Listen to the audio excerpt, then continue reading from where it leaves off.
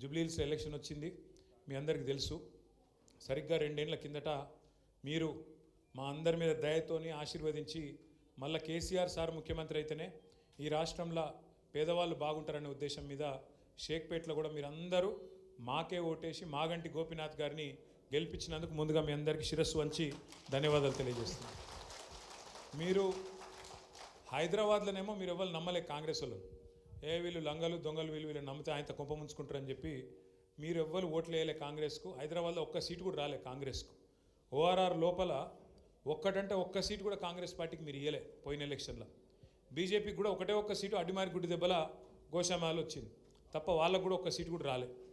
మీ అందరి మనసులో ఉండేదేముండే అంటే కేసీఆర్ వచ్చినాకనే పేద ప్రజలకు అంతో ఇంతో మంచి జరిగింది, మాకు మా ఇళ్లకు ఇదివరకు మంచిలో తక్లీఫ్ ఉండే, ఇప్పుడు అది కొద్దిగా నయమైంది, 20,000 లీటర్ల వరకు ఉచితంగా మంచినీళ్ళు ఇస్తున్నాడు, ప్రాపర్టీ ట్యాక్స్ మొత్తం 100 రూపీస్ చేసేసిండు, ఇదివరకు గట్టేది ఉంటే అది కూడా తీసేసిండు, బతుకమ్మకు ఒక చీర పెడుతుండు, ముసలోళ్ళు ఉంటే 200 రూపాయలు పెన్షన్ ఉన్నదాన్ని 2,000 చేసిండు, ఆడపిల్ల ప్రసూతికి పోతే 12,000 రూపాయలు, మగపిల్లగాడు పుడితే 13,000 రూపాయలు, ఆడపిల్ల పుడితే కేసీఆర్ కిట్ ఇస్తుండు.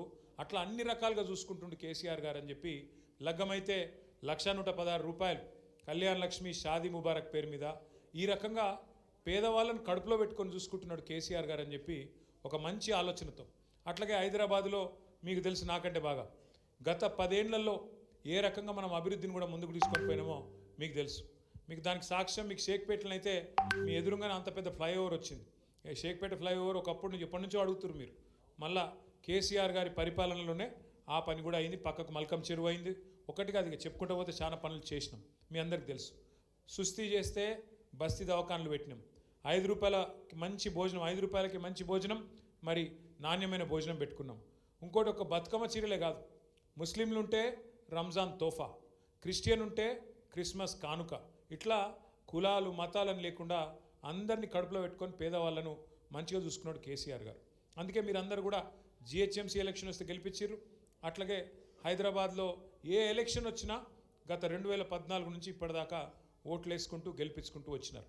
సరే, మనమేమో ఇక్కడ హైదరాబాద్లో ఒక సైడ్లో ఒక తిరిగి ఓటేసినాం, ఊర్లలో కొంతమంది మోసపోయినరు, మీకు ఇది ఇస్తాము అది ఇస్తాం అని చెప్పి అరచేతుల స్వర్గం చూపెడితే ఆయనతో మోసపోయినరు, ఓట్లు వేసినరు. వీళ్ళందరికంటే ఎక్కువ బాధపడుతున్నది ఊర్లలో ఉండే మా రైతు బిడ్డలు, రైతు కుటుంబ సభ్యులే బాధపడుతూ ఉన్నారు. వాళ్ళు అంటుర్రు, వాళ్ళు చెప్తున్నారు మాకు ఫోన్లు చేసుకుంటా, అన్నా మేము కూడా జూబ్లీహిల్స్కి వస్తాం, మేము కూడా ప్రచారం చేస్తాం, మేము మోసపోయినాం, మా తిరిగి మీరు కూడా మోసపోవద్దు అని చెప్తామని చెప్పి వాళ్ళు కూడా అంటూ ఉన్నారు. దయచేసి ఇక్కడికి వచ్చిన మా ఆడబిడ్డలకు నేను చేసే విజ్ఞప్తి ఒకటే, ఎలక్షన్లు వస్తాయి పోతాయి, నాయకులు అల్టిమేట్గా మనం చూడాల్సింది ఏంటంటే నాయకుడు పార్టీ యొక్క లక్షణం చూడాలి, వాళ్ళ నీతి కూడా చూడాలి. ఇలా ఎవరు దేనికి లేవడ్డారో కూడా మీరు ఆలోచన చేయాలి.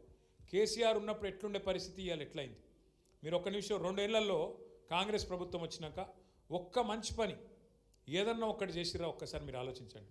ఏమైనా గట్టిగా అడిగినాం అనుకో కాంగ్రెస్ వాళ్ళని ఒకటే చెప్తారు, ఫ్రీ బస్సు పెట్టినాం కదా అంటారు. ఫ్రీ బస్సు నేనేమంటున్నా అంటే మేము దానికి ఖిలాఫ్ కాదు, కానీ కుడి చేత్తో నుంచి ఎడమ చేత్తో తీసుకునేది ఆడోళ్ళకి ఫ్రీ అట, మరి మగవాళ్ళకి డబుల్ రేట్ అట. ఇది ఎక్కడి రీతి? అది ఇచ్చినట్ట తీసుకున్నట్ట? ఏమన్నా ఇచ్చినట్టేనా? ఆడోళ్ళకు ఫ్రీ, మగవాళ్ళకు డబుల్ టికెటు, పిల్లలుంటే వాళ్ళ బస్ పాసులు కూడా 25% పెంచారు. అప్పుడు పెరిగినట్ట లాభం జరిగినట్ట? ఆలోచన చేయరు మీరు కూడా. అట్లే ఇంకొక మాట కూడా మీరు ఆలోచన చేయండి. ఇప్పుడు రాజకీయ నాయకులు పార్టీలు ఎలక్షన్ల ముందు మేనిఫెస్టో పెడతారు. మేనిఫెస్టో అంటే ఏంది? మనకి ఇప్పుడు ఎట్లయితే ముస్లింలకు ఖురాన్ ఉంటుందో, హిందువులకు భగవద్గీత ఉంటుందో, క్రిస్టియన్లకు బైబిల్ ఉంటుందో, ఒక రాజకీయ పార్టీకి మేనిఫెస్టో అంటే గట్ల. అంటే నీకు అది నువ్వు దాని మీదనే ప్రమాణం చేసి ఇగో ఇవన్నీ నేను చేస్తా అని చెప్పి ప్రజల దగ్గర ఓట్లు తీసుకొని అధికారంలోకి వస్తావు. కాంగ్రెస్ వాళ్ళు ఏం చేసిండ్రు? ఎన్ని చెప్పిర్రు? గ్యారంటీ కార్డులు అన్నారు, ఇంటింటికి కార్డులు వంచిరు. వచ్చినాయి కార్డులు అప్పుడు, ఇప్పుడు కాదు. గ్యారంటీ కార్డులు అని చెప్పి ఇచ్చిర్రు, యాదుకుందా? అత్తకు 4,000 పెన్షన్, కోడలకు 2,500 పెన్షన్ అప్పుడు చెప్పిర్రు, యాదుకుందా లేదా మర్చిపోయారా? గ్యాస్ బండ ఫ్రీ, కరెంటు ఫ్రీ. మీ దగ్గర కాంగ్రెస్ కూడా దిక్కులేడా? సరే, మన కాడ చెప్పినట్లేరు, బయట మస్తుగా నరికింది. అయితే ఇంటింటికి చెప్పారు, మహిళలకు చెప్పారు, 18 ఏళ్ళు నిండిన ఆడబిడ్డ ఎక్కడ ఉన్నా రాష్ట్రంలో 100 రోజుల లోపలనే మీకు ఒక్కొక్కలకు 2,500 రూపాయలు ఇస్తామన్నారు, యాదుకుందా? 4,000 పెన్షన్ ఇస్తామన్నారు ముసలోళ్ళకు. కేసీఆర్ అయితే ముసలమ్మకి ఇస్తున్నాడు, లేకపోతే ముసలయ్యకి ఇస్తున్నాడు, మేము ఇద్దరికి ఇస్తామన్నారు. ఇట్లా వాళ్ళ నోరికి మొక్కాలి. ఎన్ని మాటలు చెప్పిర్రంటే చెప్పవశం కాదు, అన్ని మాటలు చెప్పిండు. చదువుకునే పిల్లలుంటే స్కూటీలు ఇస్తాం, పెళ్లి చేసుకుంటే కేసీఆర్ 1,00,000 రూపాయలు ఇస్తుండు, మేము తులం బంగారం ఇస్తాం. వచ్చిందా తులం బంగారం? మరి షేక్పేటలో లగ్గాలు అయితలేవా? లగ్గాలు అయితలేవా అంటున్నా. కేసీఆర్ కళ్యాణ లక్ష్మి వస్తుండేనా? కేసీఆర్ కిట్ వస్తుండేనా? పెన్షన్లు వస్తుండేనా? ఆసరా పెన్షన్లు. మరి కేసీఆర్ ఉన్నప్పుడు వచ్చిన పెన్షన్ వచ్చిందా? ఇప్పుడు ఏమైనా పెరిగిందా? 2,000 ఉందా? 4,000 అయిందా? మహిళలకు 2,500 వస్తుందా? కళ్యాణ లక్ష్మి 1,00,000 వస్తుంది, మీకెళ్ళి తులం బంగారం వస్తుందా? ఏది లేదు. 2 ఏళ్లల్లా ఏం చేసినవా రేవంత్ రెడ్డి అంటే, ఒక ఇటుక పెట్టినవా, ఒక రోడ్డు కట్టినవా, ఒక మోరీ పోసినవా, ఏం చేసినావు? ఒక కొత్త పునాది వేసినావా అంటే ఏం లేదు. తెల్లారులు ఇవ్వాలి, ఎక్కడైనా గిట్లనే కెమెరాలు పిలుచుకోవాలి, మైక్ పట్టుకోవాలి, కేసీఆర్ని తిట్టాలి. గిది తప్ప 2 ఏళ్లలో ఏం చేసిండు అంటే మన్ను కూడా చేయలేదు. హైదరాబాదులో ముఖ్యంగా ఒక్క ఇల్లు కూడా మంజూరు చేయలేదు. కొత్తగా 2 ఏళ్ళు అయింది ఒక్క ఇల్లు. మరి ఇక 2 ఏళ్ళు అయ్యేపాయ అంటే 40% అయిపోయింది నీ టైం, ఇంకెప్పుడు ఇస్తావు మరి? అందుకే వీళ్ళకు బుద్ధి చెప్పాలంటే, కాంగ్రెస్ వాళ్ళకు జలకియాలంటే, కాంగ్రెస్ వాళ్ళకు చిన్నగా షాక్ ఇస్తేనే వాళ్ళు తొవ్వకొస్తారు, లేకపోతే వాళ్ళు రారు. లేకపోతే వాళ్ళు ఏమనుకుంటారు, ఇప్పుడు కాంగ్రెస్కే ఓటేసినాం అనుకో, ఇంట్లో మళ్ళీ ఎలక్షన్ వచ్చింది, పోయి కాంగ్రెస్కే గుద్దుదాం, ఇగో ఆయన ఇన్ని పైసలు ఇస్తున్నట్ట, ఈయన అన్ని పైసలు ఇస్తున్నట్ట, లేకపోతే ఇది చేస్తాం అది చేస్తాం అని పొరపాటున ఓటేస్తే ఏం జరుగుతుంది అంటే, కాంగ్రెస్ వాళ్ళకి కానీ ఇంకోళ్ళకి కానీ ఏమనిపిస్తుంది అంటే, మేము ఏమి ఇవ్వకపోయినా ఏమి చేయకపోయినా మాకే ఓటేస్తుర్రు, మేము 2,500 ఇస్తామని చెప్పి మోసం చేసినా మాకే ఓటేస్తుండ్రు. 100 రోజుల్లోనే 6 గ్యారంటీలు అని చెప్పినాం, తులం బంగారం అని చెప్పినాం, స్కూటీలు అని చెప్పినాం, 4,000 పెన్షన్లు అని చెప్పినాం, రైతు బంధు 15,000 అవుతుందని చెప్పినాం.